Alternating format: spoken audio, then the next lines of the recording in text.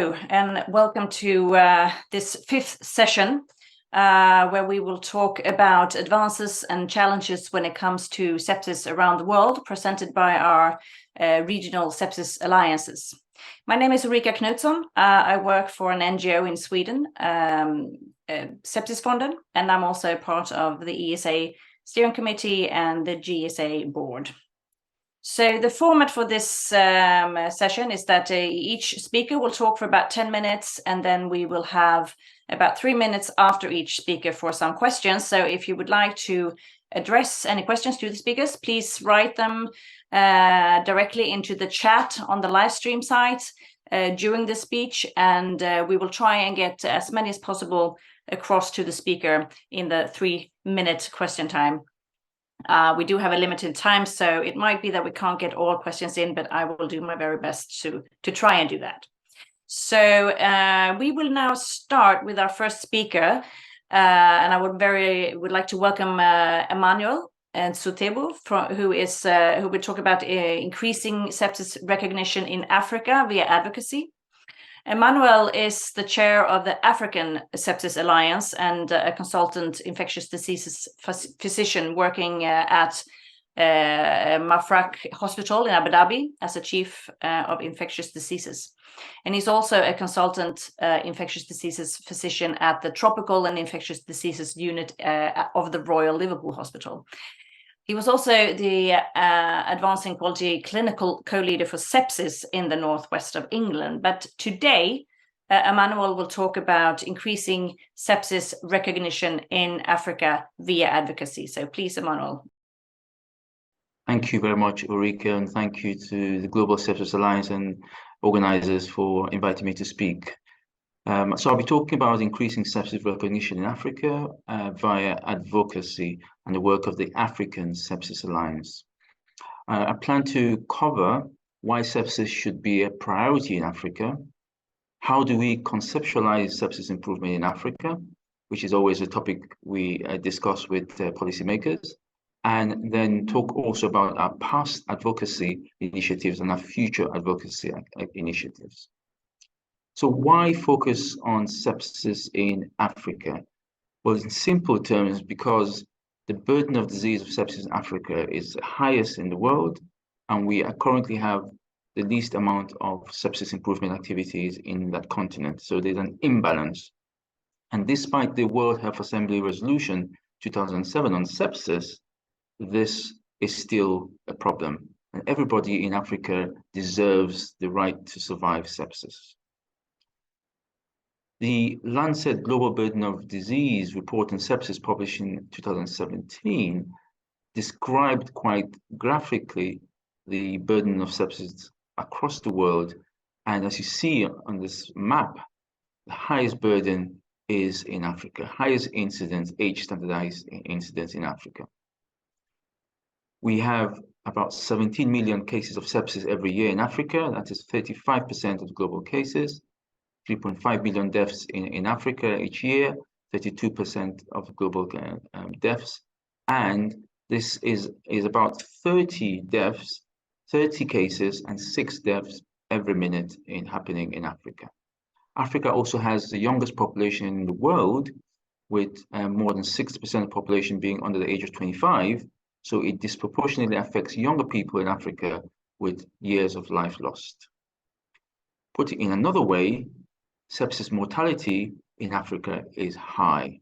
Numbers are high, but the percentage mortality case fatality rate for patients admitted to hospital with sepsis is also high, with a 30-day sepsis mortality described in a number of papers and in this meta-analysis being around 54%, significantly high. In addition to that, the vulnerable groups for sepsis, which are these groups, elderly, adults with comorbidity, less so in Africa. In Africa, it's more younger population, children, especially neonates and pregnant women. For example, sepsis is the third most important cause of maternal mortality in the world, and out of 130,000 deaths estimated every year, close to 99% are in low and middle income countries such as in Africa. In addition to that, neonatal mortality, around 300,000 deaths in neonates caused by sepsis every year, more than 75% also in low middle income countries and such in Africa. So why we think sepsis is also different in terms of its occurrence in Africa? They have very different features. First, the host is different, as I've already mentioned, the younger population, more HIV, malnutrition. The pathogens that cause sepsis in Africa are different, and papers have described more TB-related sepsis. For example, antimicrobial resistance is more of a problem. Resources invested in healthcare systems are less, and healthcare systems are weaker, especially critical care. Health-seeking behaviors are also different in Africa with late presentation. We don't have enough data for sepsis in Africa in terms of burden of disease, as also interventions that really make a difference for sepsis improvement.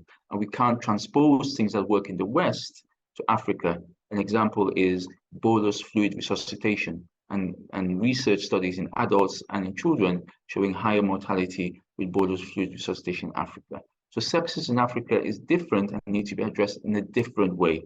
We can't transpose things from the West to Africa. So the mission of the African Sepsis Alliance as a regional alliance of the Global Sepsis Alliance is to provide leadership to reduce mortality and suffering related to sepsis in Africa. And we need to conceptualize what sepsis improvement looks like. And this diagram really just helps to describe that. First, it's about preventing infection. You can't have sepsis without infection. And so vaccination, antimicrobial resistance and stewardship, infection prevention and control, and improving patient safety in hospital is part of preventing infection and also part of preventing sepsis. But the crux of sepsis improvement is recognition and treatment of patients who are critically ill with infection and sepsis. And that involves strengthening healthcare systems to recognize and treat severely ill patients as a whole, including patients with sepsis. And that has the benefit of also improving recognition and response to emerging infection, as we've seen with COVID-19. There's also post-sepsis care. We know that mortality and morbidity related to sepsis continues even after discharge from hospital. So we also need systems that help to mitigate the morbidity and mortality after discharge from hospital. And in summary, addressing sepsis in Africa really underpins the Sustainable Development Goals number 3, good health and well-being. Now, how have we done that in the past? First, these are examples which I'll go through very quickly. We have a public awareness video, which is on YouTube, on sepsis in Africa, which is introduced by the patron of the African Sepsis Alliance, this very famous Cameroonian footballer who you may remember, Roger Milla, who was a star in 1990 World Cup, 1990 Football World Cup. And I would urge you to have a look at this video. We also published the Kampala Declaration in 2017, which summarized why sepsis improvement needs to happen in Africa and the different issues that need to be addressed. And that was signed by over 3,500 people around the world from over 150 countries. We also produce policy briefs and fact sheets on sepsis to help policymakers understand why it's important to focus on sepsis and the different aspects that they need to work on. That's also available on our website, the African Sepsis Alliance website. As well as these advocacy approaches, we also use education for advocacy. An example of that is the African Sepsis Alliance is one of the alliances with a student alliance, African Student Sepsis Alliance. It is hosted by the International University of Africa based in Sudan and works with its alumni and current students all over Africa to provide education on sepsis, but also advocate for sepsis improvement across Africa. We also quite active in celebrating World Sepsis Day. And these are examples of celebrations of World Sepsis Day across countries in Africa, also advocating for improvements. We also host a symposium, African Sepsis Symposium, on a yearly basis, such as this one in 2018 in Kenya. And in 2021, we hosted for the first time, the International Sepsis Forum in Rwanda. It's a hybrid conference with over 3,500 people, healthcare workers registered all over Africa and receiving really high quality training on sepsis, but also using it as an advocacy tool for sepsis. Research is also an advocacy tool, and Dr. Shevin Jacobs will be talking about this in his talk, which follows from mine, but it's just to highlight that involving policymakers in research quite early also helps to advocate for sepsis improvement. And the African Research Collaboration on Sepsis, funded by the National Institute for Health in the UK, and also the just funded German Federal Ministry of Education, Education and Research, the STARES project, Sub-Saharan Africa Consortium for Advancements of Innovative Research in Care and Sepsis, is also a tool which we're going to use for advocacy.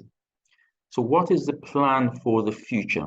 The plan for the future is for us to do a focus on a number of things. First is we need to involve policymakers and members of the public in sepsis improvement and engage key organizations such as WHO Afro and CDC Africa and African Union in sepsis improvement. And we've already started engaging with these organizations to do that. We also plan this year to work with them to declare sepsis a national and continental priority, and also run a side event at the International Conference on Public Health in Africa in November to discuss sepsis improvement in Africa. We also plan to identify high-profile advocates across African countries and use them to run sepsis awareness campaigns, and use survivors, also patients who survive sepsis, develop a group also to drive sepsis improvement. We also plan to develop national action plans across African countries and use that also as an advocacy tool, key advocacy tool. And lastly, the Regional Sepsis Alliance, at the moment, African Sepsis Alliance is run as an organization within the Global Sepsis Alliance. It doesn't have an office in Africa. Our strategy is to, going forward, to have an office in Africa with an executive director, so on the ground, it can improve our engagement with all the organizations that we need to engage with in Africa. And lastly, sepsis improvement needs to be funded by organizations in Africa, and that also, we plan to do that through advocacy. And we're already discussing with the African Development Bank about how they can also help fund sepsis improvement activities in Africa. And I'll stop there and take any questions. Thank you. Thank you, Emmanuel. Very interesting, and just to hear what the advocacy work have been doing in Africa. I can understand that it's a diverse continent with maybe a lot of, as you said in the beginning, maybe sometimes different issues than other parts of the world and so on. I got some question here from the audience about the situation in Sudan, if that's in any way affecting the work there. You talked about the students in Sudan and so on. So that might be a question. But I would also like to ask you about the plans for a regional office. Is there any country in Africa that is more likely to have such an office for the Sepsis Alliance, African Sepsis Alliance? Thank you. Our thoughts go with the Sudanese people with the current crisis and a war in Sudan. It's a real shame because Sudan actually, prior to the war, has the strongest national sepsis alliance in Africa. And they've been involved in a lot of sepsis improvement activities, and also have a patient group, as well as involvement with the students, the African Students Sepsis Alliance. So it's a shame. It definitely will be heavily affected by the war, and we hope that there will be peace very soon in Sudan, so they can continue with the sepsis work. And with respect to your question about the office, we are exploring a number of options aligned with the work that we're doing. First is the STARES project is hosted by an organization called Walimo, which is based in Uganda, and because there's a lot of cross working between the African Sepsis Alliance and STARES, we're looking at Uganda as a potential location for this office. The other location we're exploring is Ethiopia, because the CDC Africa and African Union offices are based in Ethiopia, Addis Ababa, and clearly also a location where there could be quite potential for significant amounts of advocacy and work with these organizations. Thank you. Thank you. Thank you so much, Emmanuel, for this interesting insight on the African continent and the advocacy work that you are doing there and are planning to do in the future. Thank you so much. Thank you. We will now go on to our second speaker, who is Shevin Jacob, also from Africa, from African Research Collaboration on Sepsis in Uganda. Shevin will talk about fostering quality improvement in sepsis management in Africa via research. Shevin is an infectious diseases physician and reader in sepsis research at the Liverpool School of Tropical Medicine. Since 2006, he has been conducting research aimed to improve the management and outcome of patients hospitalized with life-threatening infections in resource-constrained settings, with a primary focus on adult sepsis in Uganda, where he currently lives. And Shevin is also the Secretary General for the African Sepsis Alliance and a board member, an executive committee member of the Global Sepsis Alliance. So a warm welcome to you, Shevin. Is that rightly pronounced, by the way? Kevin, like Shevin, like Kevin. Shevin. Okay. But thank you, Ulrika, for the introduction, and also thanks to Emmanuel for kind of priming this talk. He's already spoken on the advocacy work with African Sepsis Alliance, and I'm happy to speak on behalf of the African Sepsis Alliance and to talk a little bit about our initiatives in research with a focus on quality improvement. I have no financial conflicts to disclose. And so Emmanuel has already spoken about the importance of sepsis in Africa. There's a disproportionate burden of mortality, as Emmanuel's already highlighted. Also, maybe just to highlight some recent data that came out about infections due to antimicrobial resistance or drug-resistant infections, and the mortality associated with that, and the disproportionate burden that rests in Africa as well. So a lot of reason to have research that will improve outcomes. And I think it's useful to have a framework to kind of systematically identify where the research gaps are, and using the patient journey is especially useful because it allows us to look at different elements of sepsis care from the pre-hospital to in-hospital and post-discharge contexts. And it's within that kind of model or framework that the work that the African Sepsis Alliance has been doing in research has deliberately been sort of using such a framework to conduct research and answer and identify specific types of questions. So Emmanuel's already spoken about these different initiatives. There's the African Research Collaboration on Sepsis, or ARTS, which is funded by the UK National Institute for Health and Care Research. And then more recently is sort of the follow-on funding from the German Federal Ministry of Education and Research for the consortium called STARS. And I'll speak a little bit about some of the work that we're doing specific to quality improvement related to both of those initiatives towards the end of this talk. But first, when we talk about quality, there are sort of challenge. It's worth it to highlight what sort of challenges are in providing the quality sepsis management in research-constrained settings, and I highlighted just a few here. The challenge of diagnosis occurs because of limited diagnostic testing capacity, and that contributes to a narrow differential diagnosis and the ability to kind of determine what is really the etiology of a patient's illness in front of you. And oftentimes, if there are testing capabilities, those are meant to be borne from the patients, which is often quite untenable. So the cost of diagnosis and really trying to unpack what might be causing sepsis is quite a challenge. Also, a challenge is really trying to kind of nail down the approach to treatment. there's often a limited access to national and international guidelines. And Emmanuel has highlighted the importance of having context-specific guidance. And currently, the existing guidance is not very context-specific for the research-constrained settings in which we're working. In session 3 earlier today, I spoke a little bit about the 4 S's: staff, stuff, space, and systems, and deficiencies in any of those also contribute to challenges in being able to provide quality care.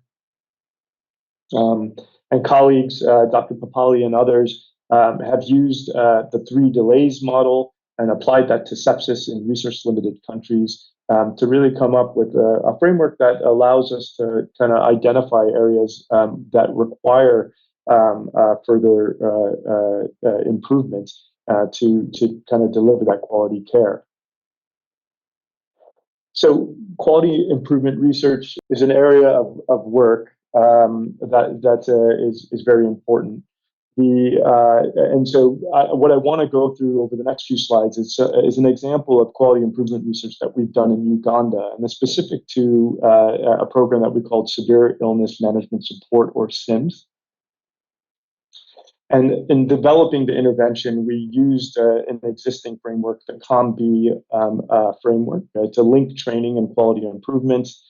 And here we were able to sort of come up with aspects of capability, opportunities, motivations to target the behavior, which is to deliver high quality care for severe illness. And then taking that further, we developed a multi-component intervention using the TDR tool. And this ultimately led us to having an intervention that included clinical mentoring, support, supervision, and collaborative improvement meetings, and audit and feedback. So we ultimately did an intervention evaluation with a step-wedge study design at 4 Ugandan health facilities, looking at the impact of SIMS on processes of care for the management of severe illness. And we enrolled about 6,000 patients over an 8-month period. And through this work, we were able to identify significant increases in vital sign assessments and improvement in severe illness recognition. So certainly a start in being able to look at the fundamental elements of quality improvement research. But when we reflected on the intervention, we did notice that there were key challenges. These challenges included that the audits that we were doing every week was quite labor intensive. And then beyond the intervention study period, there was inconsistency in terms of delivery and sustainability across the health facilities. And for these reasons, the intervention was difficult to scale.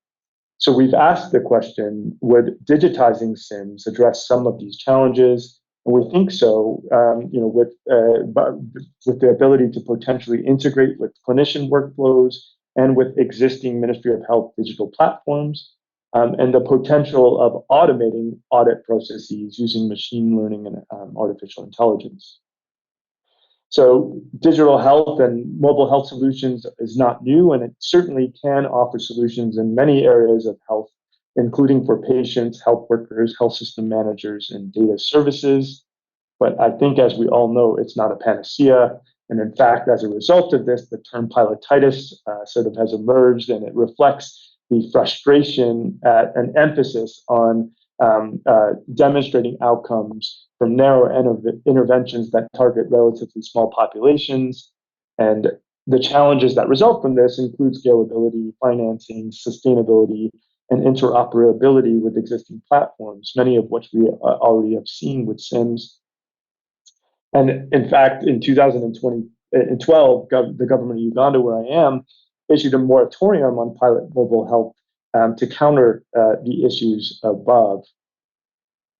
But there are examples of successful introductions of digital health, and I use an example here, which is the Smart Triage program, which is a collaboration between investigators at the University of British Columbia and our group in Uganda, Warimu.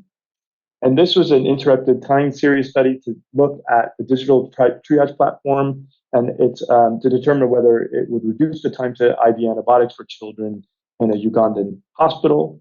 The platform, the goal of it was to rapidly identify critically ill children with sepsis or a heightened risk of developed sepsis. And features include the ability to measure danger signs and using a predictive risk score algorithm, is the one you see on the right. And as well, vital signs measurement included a mobile pulse oximeter attachment and a software-based respiratory rate counter. And ultimately, there was a demonstration of improvement in time to IV antibiotics, with children prioritized as emergency, receiving the greatest time benefit.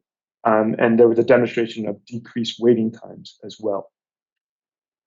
So given this background, we, in moving forward, are interested in digitizing the SIMS platform.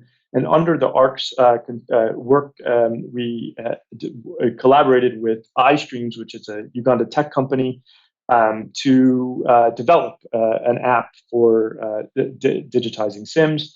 And among the features of eSIMS includes things like a dashboard, vital sign monitoring, and prompts for triage, monitoring, and managing emergencies. And under STAIRS, we intend to conduct a multi-country evaluation in 2 phases. The first phase will be an iterative mixed methods evaluation of perceptions of health workers on feasibility, acceptability, and usability in improving the management of sepsis.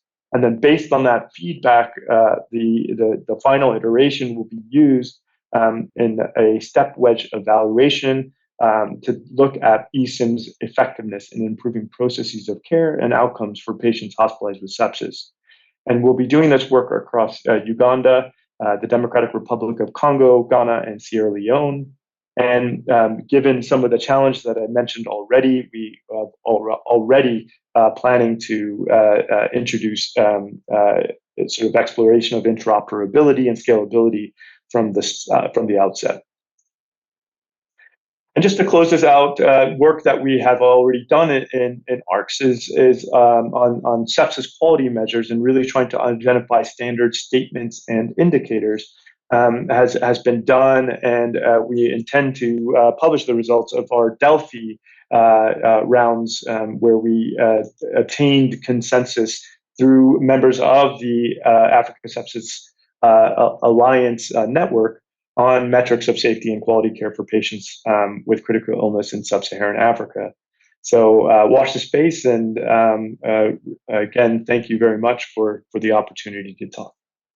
Thank you so much. I mean, I think this is really interesting, and we haven't got any questions from the audience, but I would like to ask you about, I thought this SIMS application that you were or you're not trying out. It looks really interesting, and I was wondering if this is something that you're sharing with other of the sepsis alliances, maybe from other parts of the world. I think it looks like something that could be useful in many, not just in Africa. I mean, is there some do you have collaboration outside of Africa with this?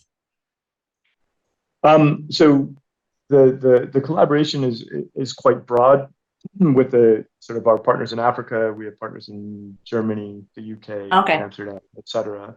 But I mean, I think you raise a really important point about the potential of having solutions that sort of emerge from different regions of the regional sepsis alliances, and the crosstalk that we can have to sort of synergize our approaches globally. And so, yeah, I mean, right now the app is available on the Google Play Store, but it's still sort of locked until we've kind of finalized and done some of this further evaluation. But indeed, I think having input and sort of trying to adaptation for other settings will be a really important outcome from this work. Yeah, great. As you said, I think it's great if we can. This platform that we are talking on right now is one way of sort of having talking about the best practice, and then trying to pick the cherries in the cake, so to speak, and then help each other to find the best way to prevent sepsis. I think that's really one of the good things about these kind of meetings, I think. So thank you so much. We will now continue to our next speaker, who we'll talk about responding to the burden of sepsis across the Asia Pacific through regional advocacy, education, and support for low resource settings. And with us today, we have Madiha Hashmi from Pakistan, who is a representative from Asia Pacific Sepsis Alliance. Madiha is a professor and chair of the Department of Clinical Care Medicine at Ziauddin University in Karachi, and visiting faculty at Aga Khan University in Karachi in Pakistan. And Madiha is also an honorary physician at Moeed Idol Oxford Research Unit in Bangkok, and a member of the board of directors of the International Severe Acute Respiratory and Emergency Infections Consortium. That's a mouthful, I have to say. So please, Madiha, could you join us now and talk a little bit about the responding of the burden of the sepsis across the Asian Pacific? Thank you very much. And a very warm welcome to the audience from across the globe in various time zones. I'm really grateful for this opportunity to share with all of you the achievements and challenges faced by the Asia-Pacific region in their fight against sepsis. So Asia-Pacific region is home to nearly 60% of the world population. And the burden of sepsis is higher proportionate to the population. And this region has the highest number of patients affected by sepsis. So it is very important that to address this burden of sepsis, the Asia Pacific Sepsis Alliance was formed in Bangkok in 2018. So all Asian Pacific members of the Global Sepsis Alliance are automatically members of the Asia Pacific Sepsis Alliance. And there is a whole, we have mostly a low and upper middle income countries in this region, but we also have high income countries like Australia, New Zealand, Japan, Taiwan in this region. So the health system, obviously they vary largely in this region. And to achieve the vision of an Asia Pacific free of sepsis, there are three areas that EPSA is targeting: the regional advocacy for change, awareness, education, and clinical guidance, and research and quality improvement. The activities of the Asia Pacific Sepsis Alliance are coordinated through a steering committee, which is supported and works very closely with the Global Sepsis Alliance, the regional alliances, World Health Organizations, regional offices, and government and individuals. And we are very grateful to George Institute in Australia, where the EPSA program office rests, and a lot of activities are done with the help of two working groups. Mainly, the one working group looks after the research and awareness, and the other one, the quality improvement and research. So the most important is to adopt and facilitate the adoption of the key performance indicators of the sepsis resolution that was adopted by the World Health Assembly in 2017. To achieve that, we have to engage with governments from World Health Organization as well as from the country level stakeholders, so that national action plan is available to all the member states. However, EPSA has been very successful in mobilizing individuals and professional societies in their respective countries. And the World Sepsis Day since 2012 has been really a focus of activities to spread awareness, not only among physicians, but among public as well. And we have many active clinician champions who have been spearheading all these activities in their respective countries. Many of the countries have formed formal sepsis alliances or societies and trusts and forums so that these platforms can be used for the advocacy and awareness activities.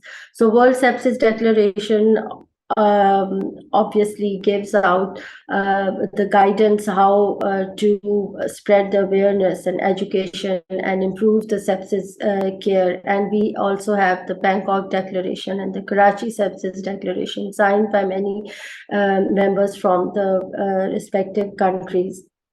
And the aim is to facilitate the adoption of the sepsis resolution. Surviving Sepsis campaign guidelines is the cornerstone to improve the early recognition and management of sepsis. But obviously, the resources are different in different countries. So many countries have tailored the Surviving Sepsis campaign guidelines according to their own resources. Then we have a very comprehensive sepsis management in resource-limited settings, a document that is endorsed by the European Society of Intensive Care.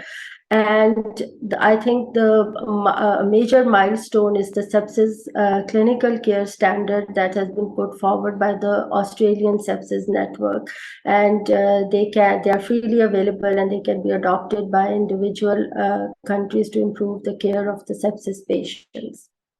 But when it comes to national action plans, it is very unfortunate that only the two high-income countries, Australia and New Zealand, they have a national action plan for sepsis.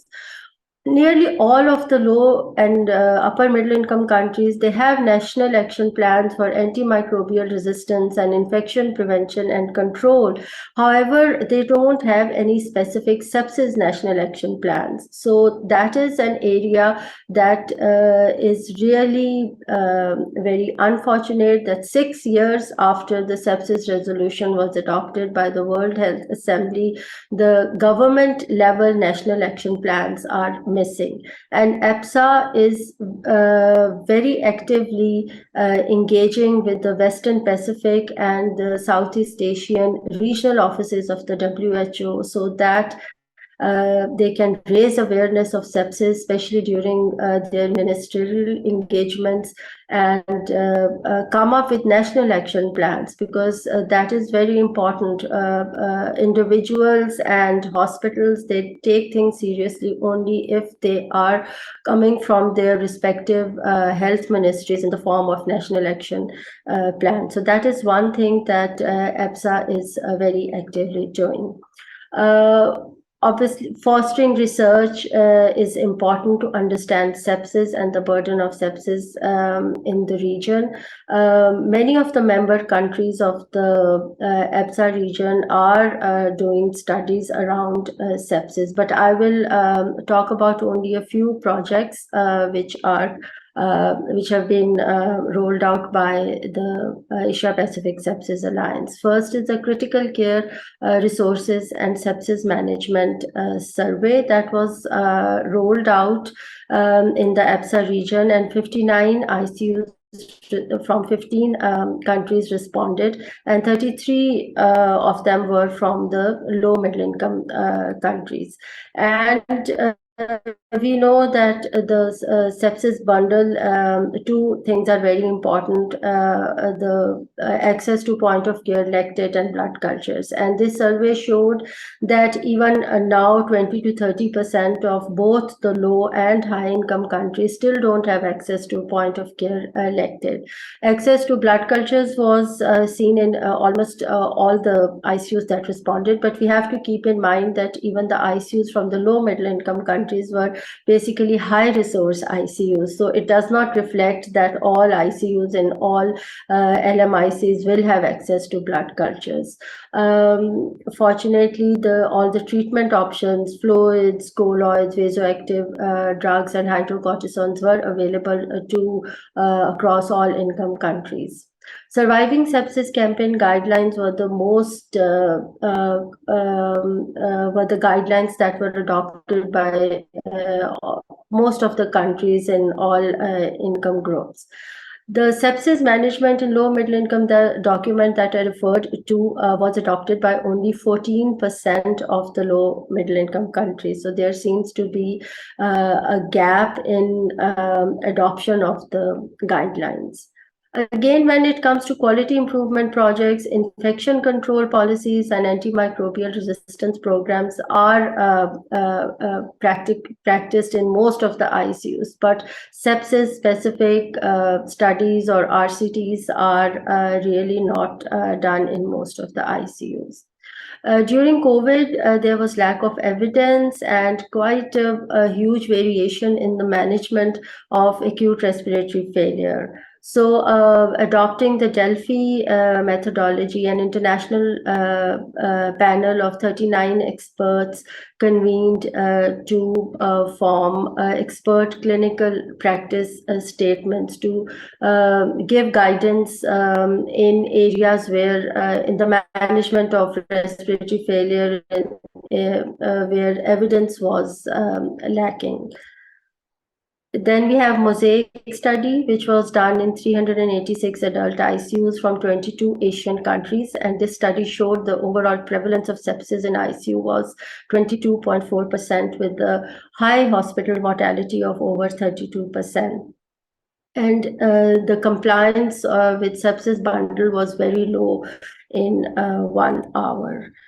There's another study with a huge sample size of 40,000 patients comparing conservative versus liberal oxygenation targets. And within it are 3 nested studies. So sepsis is one of those studies. And Nepal, India, and Pakistan, these are the low middle income countries that are contributing huge numbers to this study. In collaboration with George Institute, India has rolled out Sepsis in India prevalence study, and which will give a huge input regarding the burden of sepsis in the region. There is an adrenal study which has just completed recruitment. It's a multi-centered randomized controlled trial on the use of hydrocortisone in septic shock. And again, India has rolled out hemodynamic resuscitation and monitoring in sepsis, which is currently running in India. Collaboration for research, implementation, and training in critical care in Asia and Africa is a network of which is working in South Asia and Africa, and they have set up ICU registries in 6 out of 8 South Asian countries and also Southeast Asian countries like Vietnam, Malaysia, and Laos. So these critical care registries are using the SNOMED diagnosis, and there are more than 230 ICUs in these registries, and trying to find out the burden of sepsis through this registry is what we are really looking forward to in the near future. Quality improvement is also high on the agenda of Asia Pacific Sepsis Alliance, and they have come up with position statements on sepsis management and quality improvement, and you can refer to the website for them. So just to summarize the activities, the achievements and challenges, I think success and recognition of clinician champions and sepsis organization from member countries has really helped spread awareness in the region.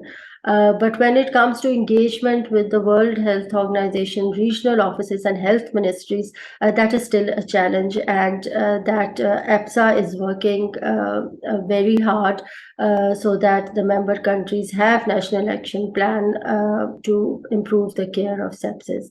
EPSA is also working to develop and implement an Asian Pacific sepsis strategy and develop consistent sepsis definition and terms for public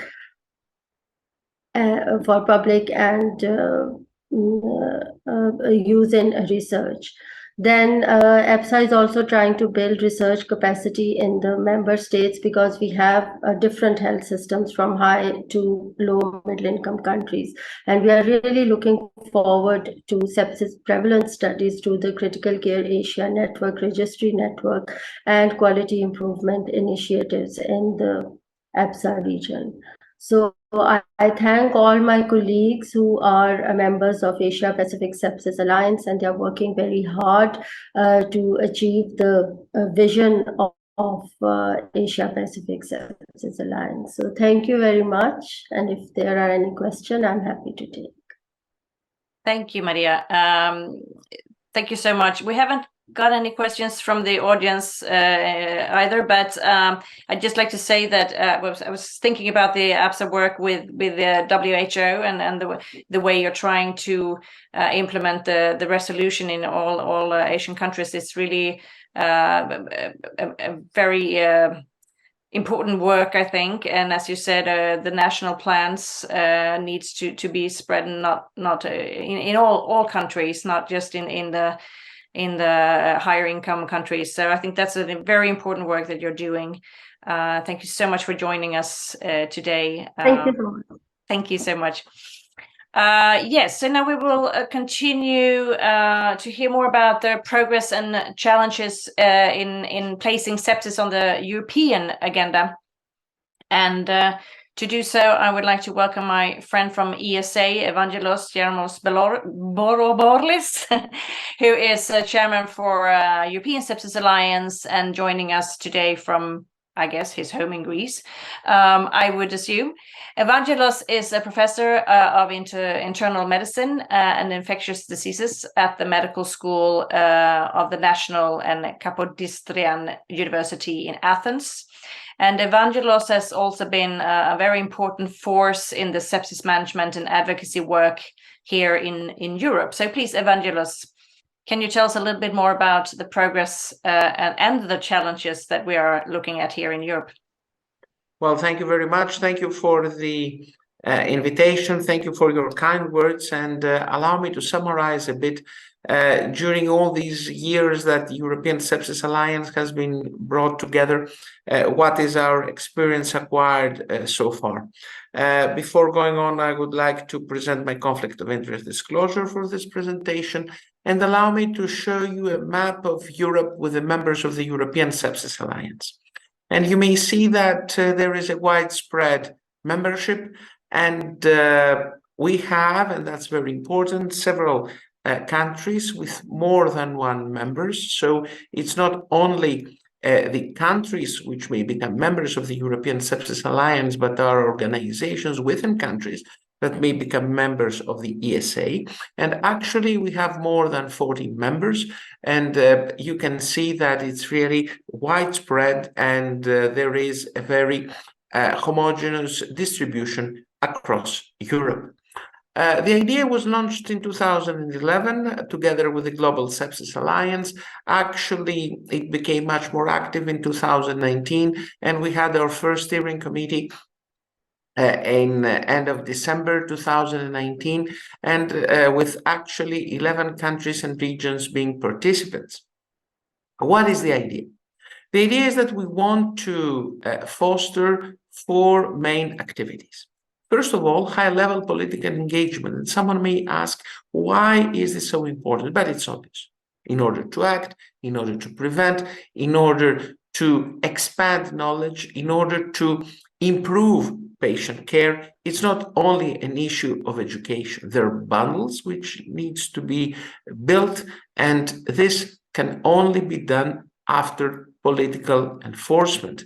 And political engagement is very important with us. And what we mean by political engagement, we mean that we want to share our vision with politicians and those who are the basic political stakeholders and decision makers.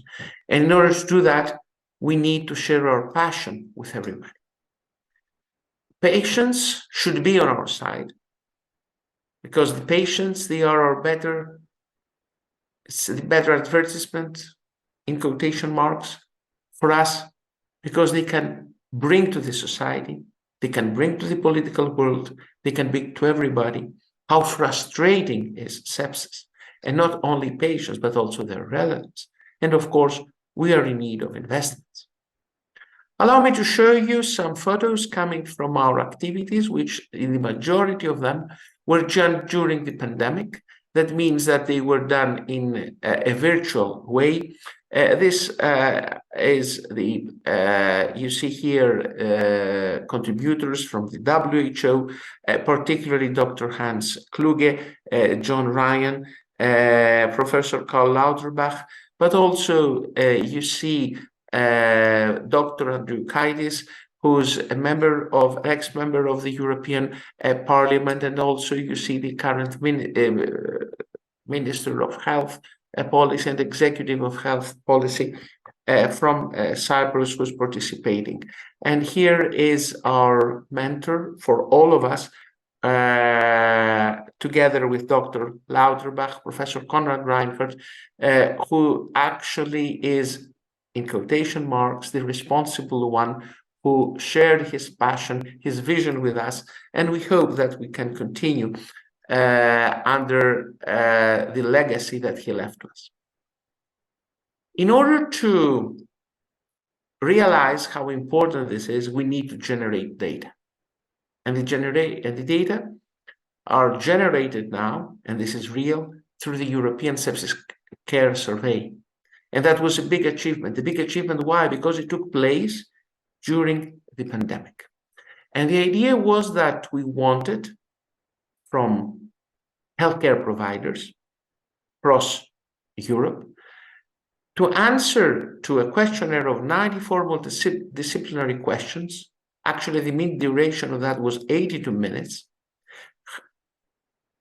Healthcare providers working in the emergencies, in the ward, in the intensive care units, and tell us what is the reality in each and every corner of Europe regarding capacities and resources, early recognition and screening, guidelines and protocols, diagnostic capabilities, and also the implementation of guidelines.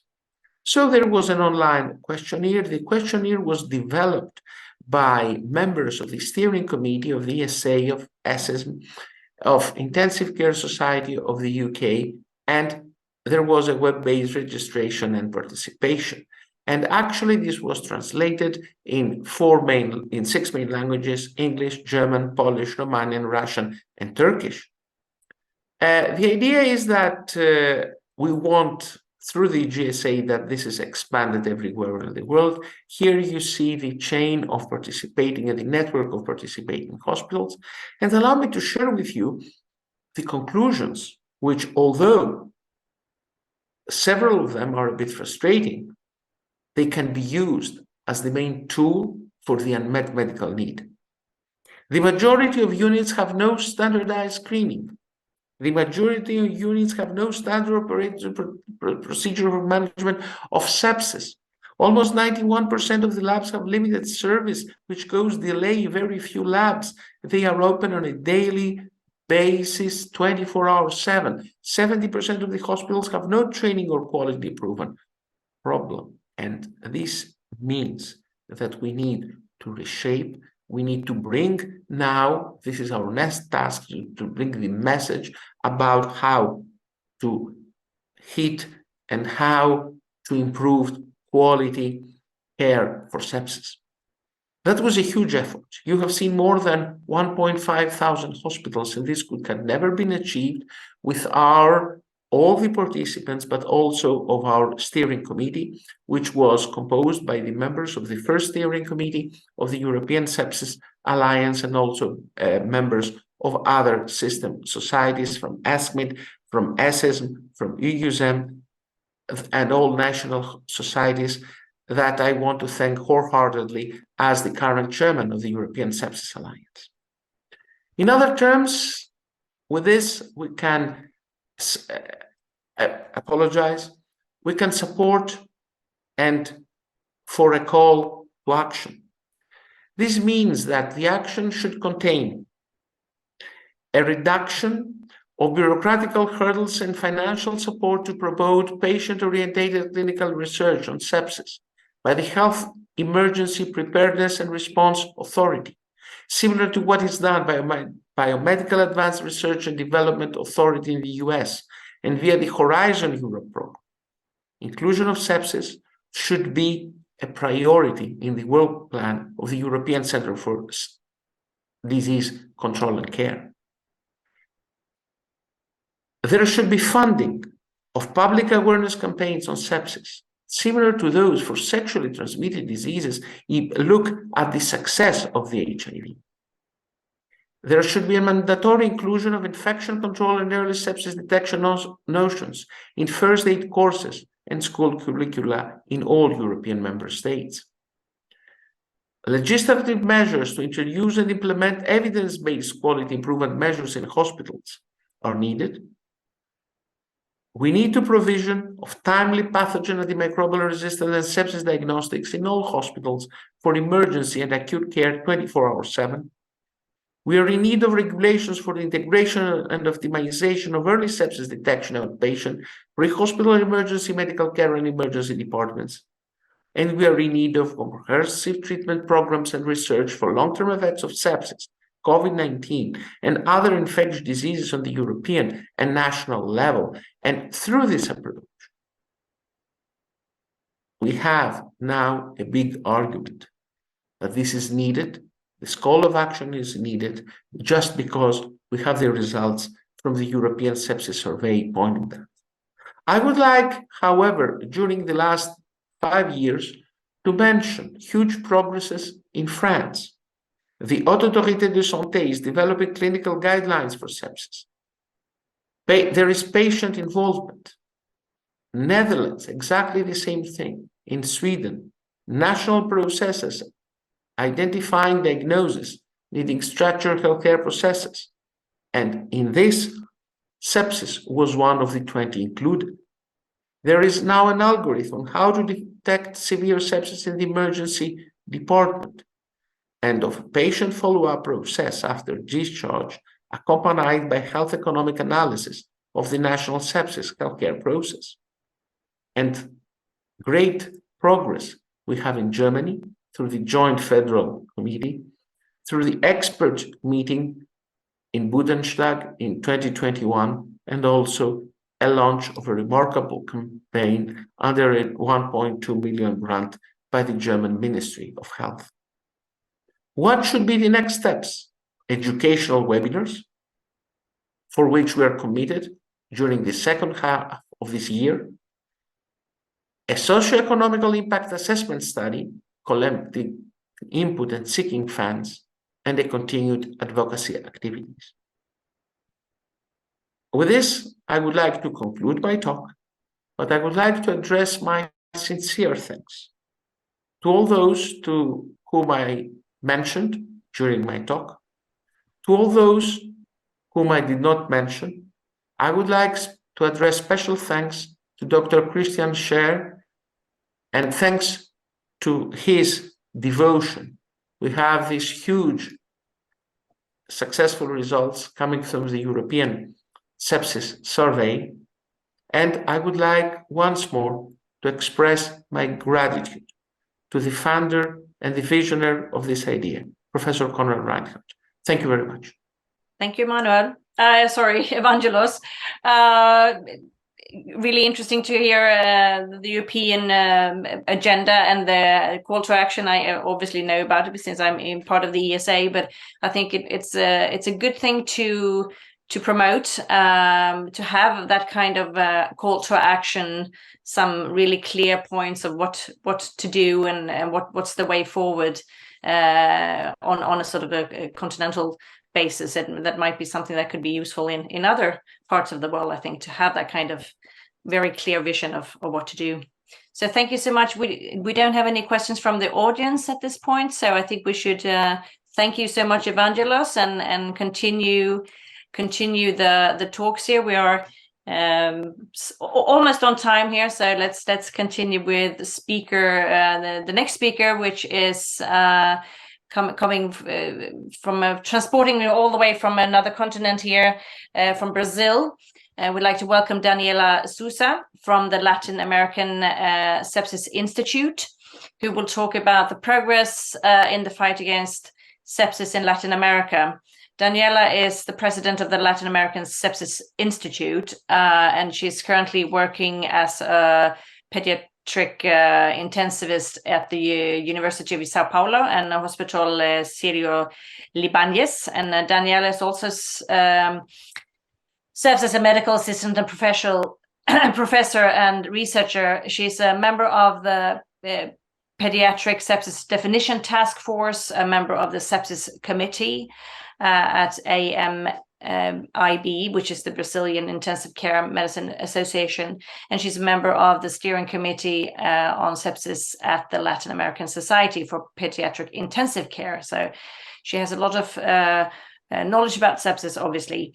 But today, Daniela will talk about the progress in the fight against sepsis in Latin America. So please, Daniela, fire away. Thank you. It is an honor to be a guest speaker at this global event. I don't have any economic conflicts of interest related to this presentation. We know sepsis is a major global public health issue due to its high incidence, mortality, morbidity, and financial burden to families and society. Data from the Global Burden of Disease report demonstrate that most of the 50 million cases of sepsis in 2017 and 11 million deaths related to sepsis occurred in low-middle income countries, which include Latin America. However, the precise incidence and mortality of sepsis are unknown in these regions. The data from Global Burden of Disease report demonstrate that sepsis-related incidence and mortality varied according to the region. For example, the incidence and mortality from sepsis in Latin America are at least twice as high as that seen in North America. But why does this happen? Latin America is a sub-region of the Americas. It is a vast and diverse geopolitical area with variations in income distribution, access to healthcare, education, basic sanitation, and access to technology. Several indicators emphasize the vulnerability of people in Latin America to sepsis, such as low vaccination coverage, low literacy rate, high prevalence of preventable conditions, and an overcrowded and overburdened public health care systems. Reasons for this significant burden of sepsis may include lack of data on incidence and mortality, lack of knowledge about sepsis by lay public and by health professionals, insufficient government funding for sepsis care programs, lack of adequate resources, and deficient primary health care, and high rates of antimicrobial resistance. In this way, WHO has demanded that member of countries implement measures for the prevention, diagnosis, and treatment of sepsis to reduce the burden of sepsis. Quality sepsis management requires effective systems of care, which include early recognition and treatment. The COVID-19 pandemic has highlighted the vulnerability of healthcare systems in resource-limited countries. This picture very well represents the sad reality of sepsis in Latin America. We believe that the solution is centered around global and local efforts, coordinated by politicians, policymakers, healthcare administrations, research, and clinicians working in all healthcare environments. In Brazil, Latin American Sepsis Institute works in line with the WHO resolution and works to promote actions in all areas to reduce the burden of sepsis. First, Latin America has been working to understand the real burden of sepsis in Brazil. The first step is to recognize and understand the challenge. In this way, LASI, or Latin American Sepsis Institute, coordinated a one-day point prevalence study in a stratified pseudo-random sample of Brazilian adults, ICUs, and PICUs, with follow-up to assess the national incidence, prevalence, and in-hospital sepsis mortality. In 2014, the study carried out in adults ICUs, the prevalence of sepsis was 30%, and the mortality rate was 56%. In 2019, the prevalence of sepsis in PICU was 25%, with a mortality rate of 20%. Based on this data, we estimate that in Brazil, there were more than 4,000 and 5,000 patients with ICU-treated sepsis per year, and more than 240,000 deaths. In this other study carried out with a non-randomized ER sample in Brazil, the mortality rate due to sepsis in ER was 30%. What draws our attention is that 40% of patients who remained in the ER until discharge, 60% evolved to death. Based on the analysis of an ICU quality program in Argentina, the authors demonstrated that the prevalence and mortality from sepsis in children decreased over time. But again, lower socio-economic conditions were associated with higher prevalence, but similar sepsis outcome. Well, the second step, Latin American Sepsis Institute has been promoting actions to raise awareness about sepsis and the importance of preventable. In 2018, Latin American Sepsis Institute organized a meeting with other regional alliances in Latin America, supported by PAHO, and approved the São Paulo Declaration. These regional alliances are important in raising awareness about sepsis at the local level and are in line with the WHO resolution.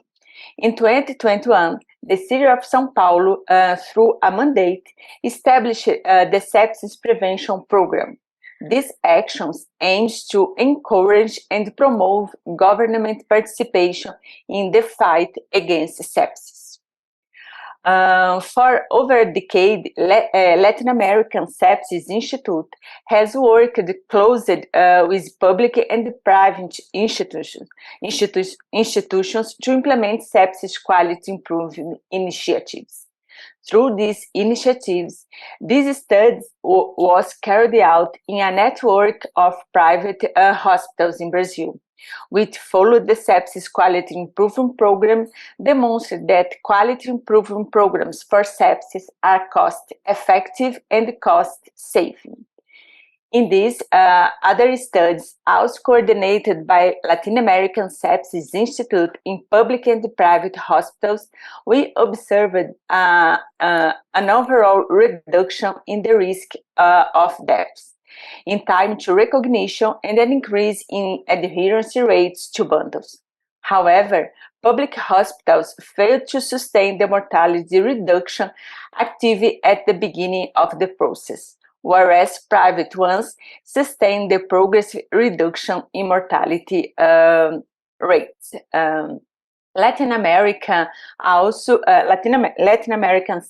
Institute also encourages and promotes sepsis research, and we are making progress.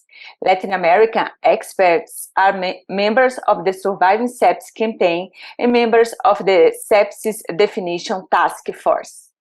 Local guidelines have been discussed and implemented.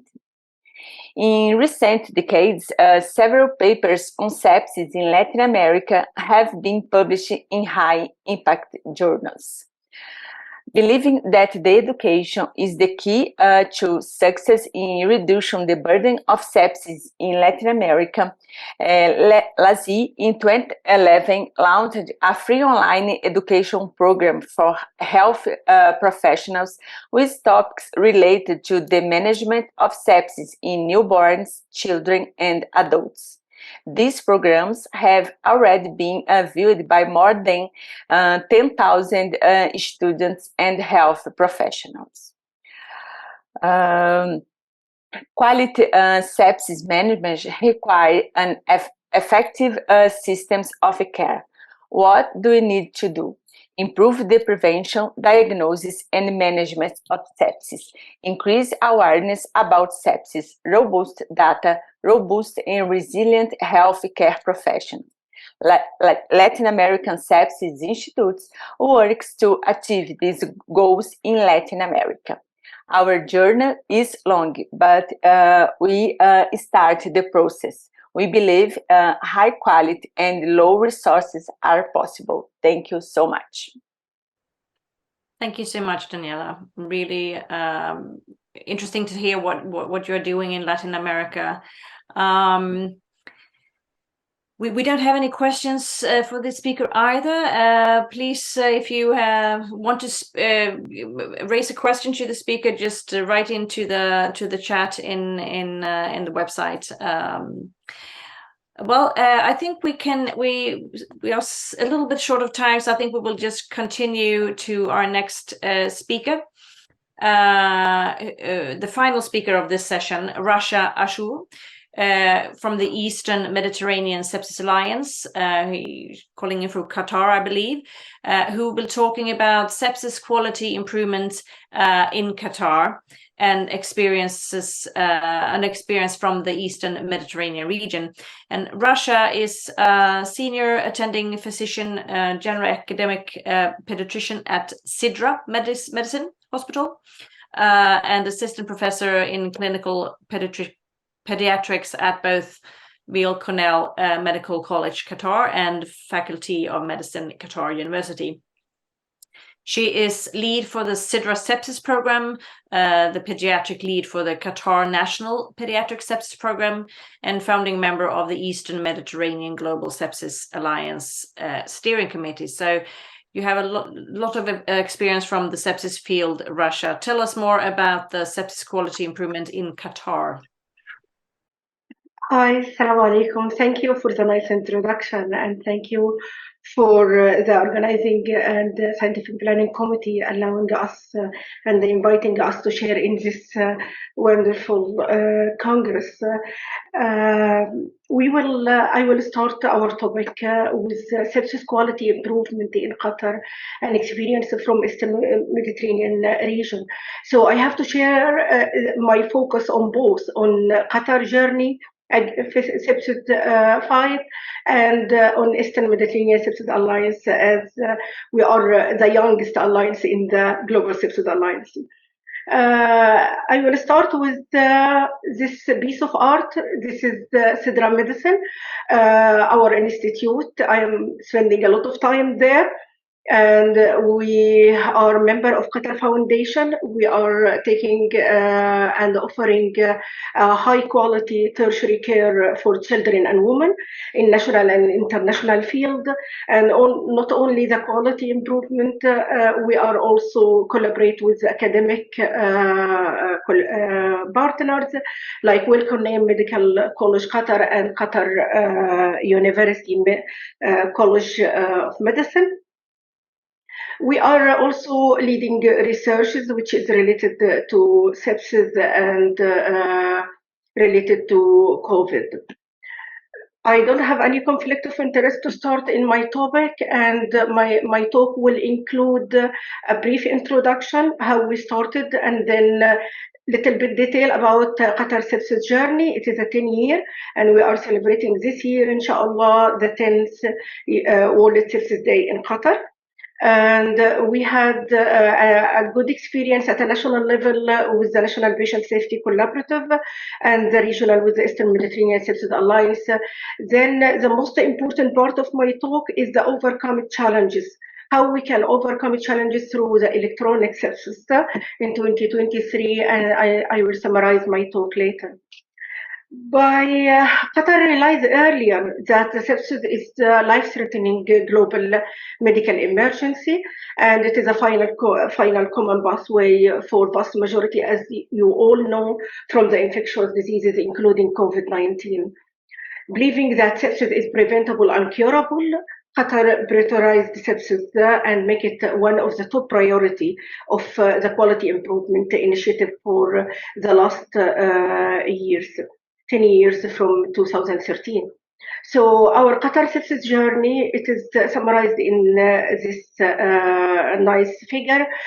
We will start since 2013. We started with HMC. It is the principal public healthcare provider in over 3 decades in the state of Qatar, and the main governmental hospitals. It is the 8 main big hospitals with multiple pediatric emergency departments, and it includes started sepsis at adult level and then distributed to maternity, woman, neonatal, pediatric, and other units through the years from 2013 to 2016. Sidra started inpatient very recent in 2018. We opened the doors for the inpatient. So Sidra sepsis program started late 2017 before opening the doors for our patient, and we started simulations and preparation for the program. So we were so lucky in 2018 January, we started the National Patient Safety Collaborative by lead from the Ministry of Public Health, Hamad Healthcare Quality Institute, IHI, were a big help for us starting this quality initiative and starting sepsis at Qatar level. And then in 2019, the Ministry of Public Health published the guideline for the National Sepsis Program, and it was implemented in all governmental and private sectors. In 2020, we concentrated during COVID, we concentrated on the electronic system updates, how we can help in early detection without minimize the errors and the delay in recognition, and how to use the golden hour at a national level and at a standardized level. In 2023, we are doing currently performance evaluation and monitoring and trying to solve the challenge. As you can see in the arrows below, at all levels, there is a multiple challenges we are facing.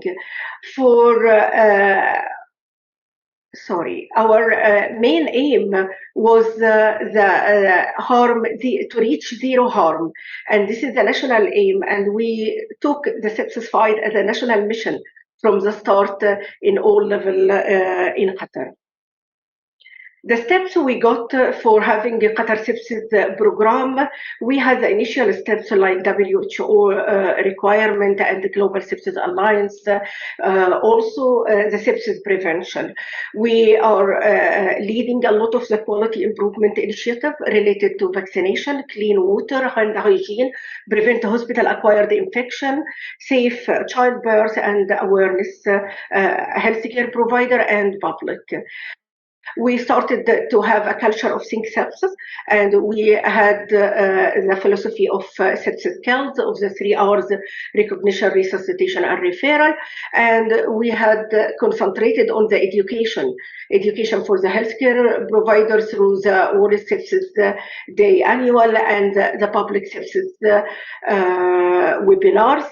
We did it in English and in Arabic, and we have our regional chair and international share for our experience. We have leading some research here in Qatar related mainly to the septic shock.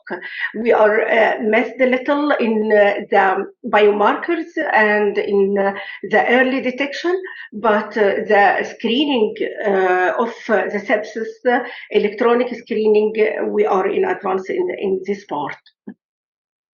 So what are the principles? We had the sepsis care pathway, a unified standardized tool. We had system integration with Cerner, early warning system. We use SPAR communication, local care, and local protocols, and we did education and performance evaluation. This is the national this is the national sepsis care pathway with the 3 R's, as I mentioned before. We standardized today. I hear Dr. Conrad and others talking about also the standardized definition. We did that. We standardized definition, which was very challenging at the start of the program to have a unified definition for sepsis, for time zero of the time of the deterioration of the patient and detection of that, and the golden hour, which is the 60 minutes from the time zero. To have a simple and easy use of the quality improvement on the daily clinical practice, we try to have sepsis diagnostic kit and sepsis antibiotic kit. So this making the pathway easier to be implemented. Also, the consideration for the patient preference in relation to care. This was one of the most important for us at a national level.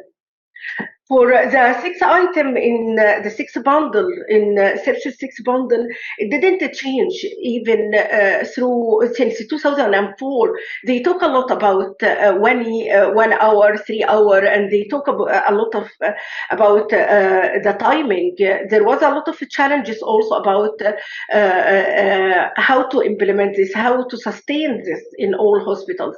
It wasn't that easy, and it was very challenging at international level, but the item inside the 6 item, it didn't change through decades now, and it is the 6 item, as you can see here in our posters. It is in all units. There is a poster to remind everyone about the 3 diagnostic and the 3 therapeutic.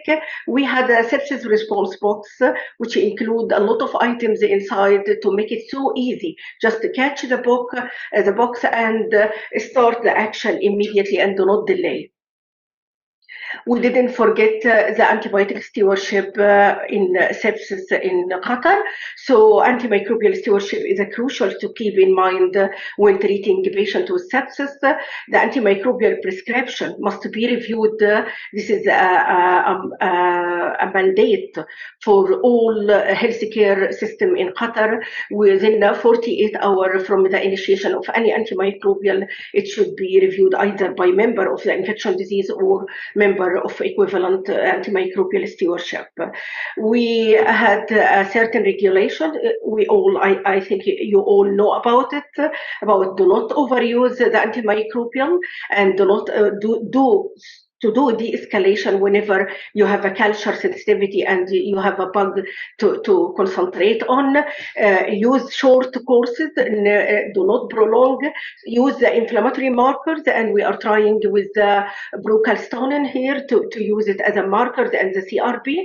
The antibiotic discontinuation, this is very important. When to discontinue, when to judge about the clinical condition and the laboratory, but never to use it as a prophylaxis.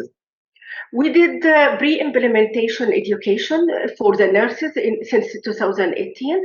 There was a lot of sessions, education sessions, PowerPoints, workshop simulations, and we also got IHI share with us how to start the quality improvement during the clinical practice, the daily practice, and it was very useful.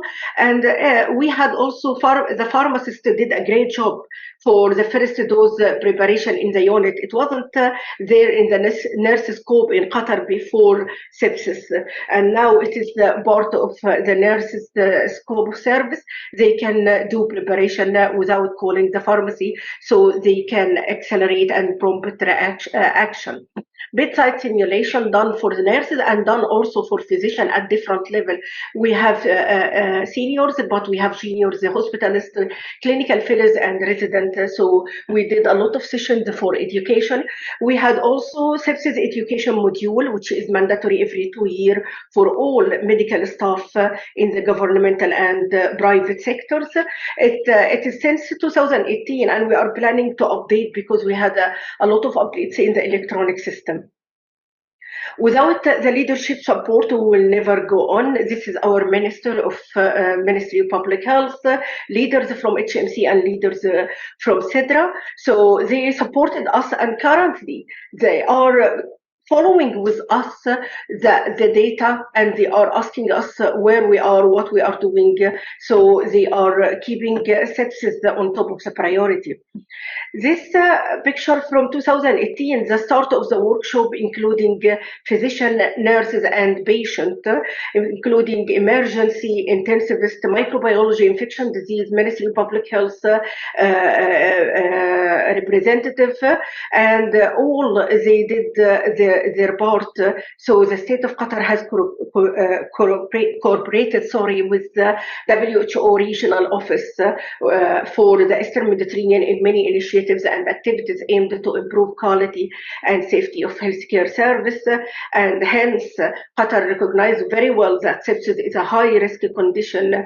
So it remains the focus for us, a strategic focus for the Ministry of Public Health for years, and the top priority of the Qatar National Health Program. This is some photos from the sessions, the learning sessions, and the visits from the National Patient Safety Collaborative, which spread the culture of seeing sepsis all over Qatar. Qatar also doing World Sepsis Day since 2013, annual, on 13th of September with the Global Sepsis Alliance World Sepsis Day, and we are sharing almost in all healthcare facility by having a lot of activities for the healthcare provider just to refresh their knowledge about sepsis. We are doing games, win and play and win, poster competition at Qatar level with posters related to sepsis, pocket cards, pen, badge, TV screens in the waiting area. It is having some information related to sepsis during this week, and patient and family education material in all clinical areas. We are honored to be with the poster annual since 2018. And there is a lot of other activities going that support sepsis prevention, like Hand Hygiene Day in May, Qatar Patient Safety Week in September, sepsis, as I mentioned, activity in September, Vaccine Week. This is currently, since yesterday, we started the Vaccine Awareness Week in Qatar, along with the WHO, and we are sharing our experience, as I mentioned before. Very important step for Qatar was the being a part from the Eastern Mediterranean Sepsis Alliance. Our alliance vision is the Eastern Mediterranean region free of sepsis, and we are member from the Global Sepsis Alliance. So anyone will be direct from Eastern Mediterranean Sepsis Alliance member to be a Global Sepsis Alliance member. It is an international alliance congress. It is founded in Dubai in April 2019, but relaunched again in 2021. And Dr. Abdelilah, our chair, he gave us a chance to share in that event of launching, and Qatar, one of the Eastern Mediterranean Steering Committee since 2022, because we are young alliance, as I mentioned before. We are 7 members till now, but our aim is implement the WHO resolution on sepsis and try to move on with development of the regional sepsis pathway, and to try to have regional researches more on sepsis, and to try to move on with sepsis fight at a regional level. This is my part about how to overcome the challenges. I think the time is moving on, but this is very important that to keep sepsis remaining all the time the quality priority of the year for all hospitals, updating the guideline always with the antibiotic according to the antibiogram and according to the antibiotic stewardship, updating Cerner screen, and we had a very unique, novel screen with Team Sepsis. Team Sepsis is using a Vocera. I will talk about it in the coming slide. We updated the order set in a way to be sure about the compliance. This is part of the screens for the adult screen. It includes both adult and woman. So the non-pregnant is under adult screen, the pregnant under woman, and there is yes or no in each item. And then at the end, you will see how many yeses. So you will say suspect sepsis.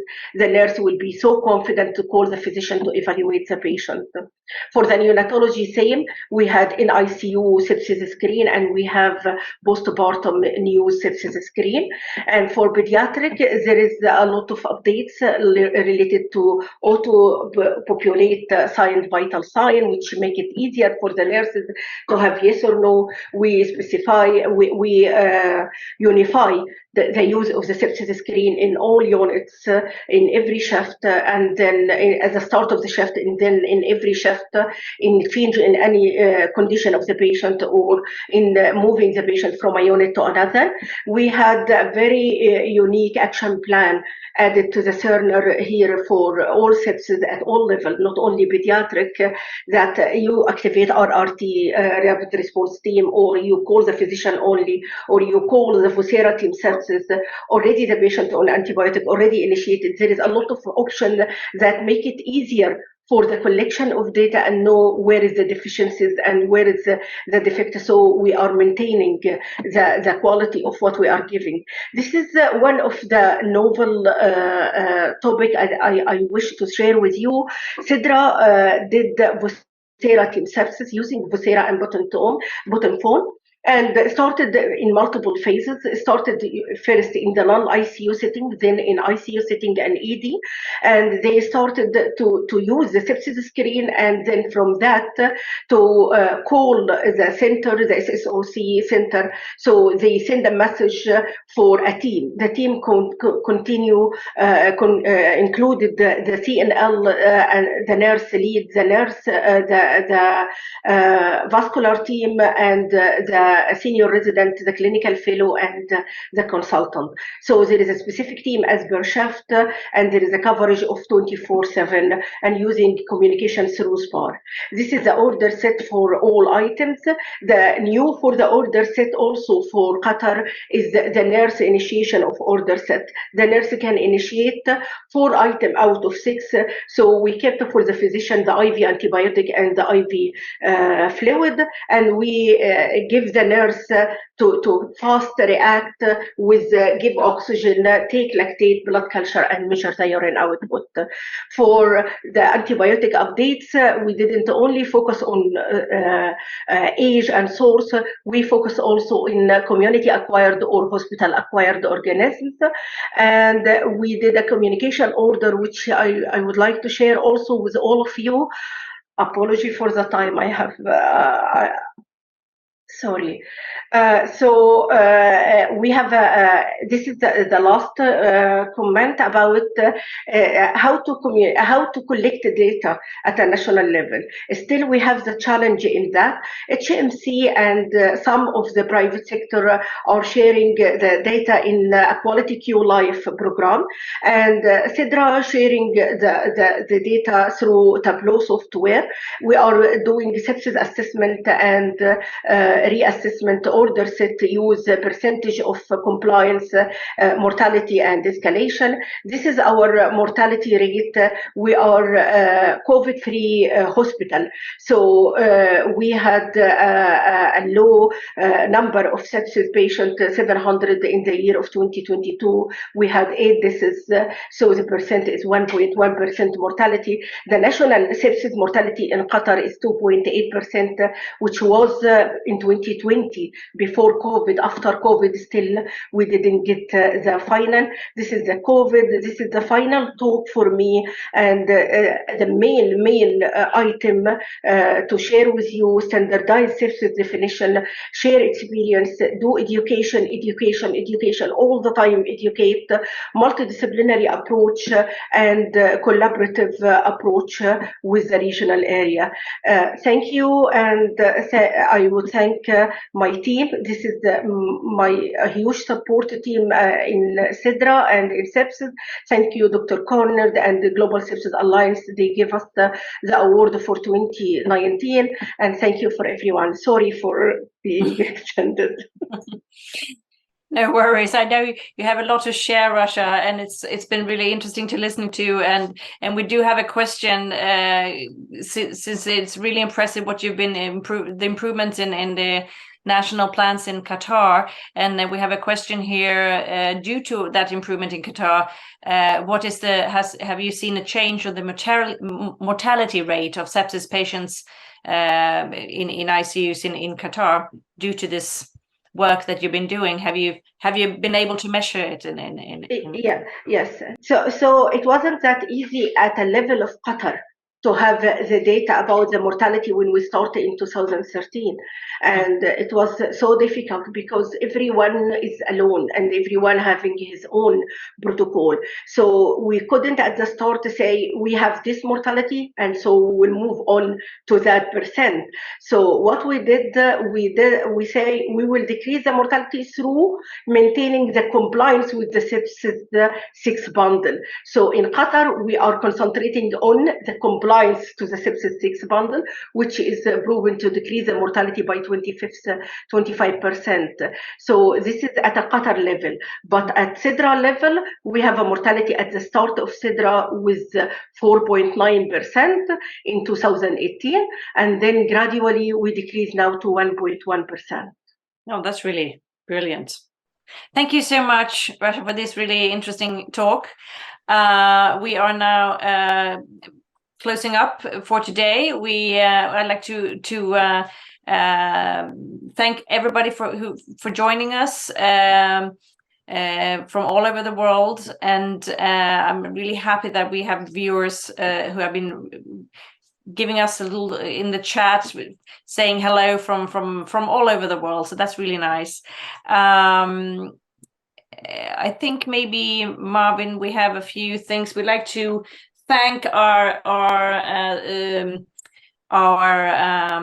supporters, the sponsors, sorry, and we also like to make you yes, our sponsors, yes, and we also like to say that in all the 16 sessions that we have now been looking at today and tomorrow, they will be available in a few next week will be the first ones. So session 1 and 2 will be available from Tuesday. And then every Tuesday there will be 2 more sessions available. So you can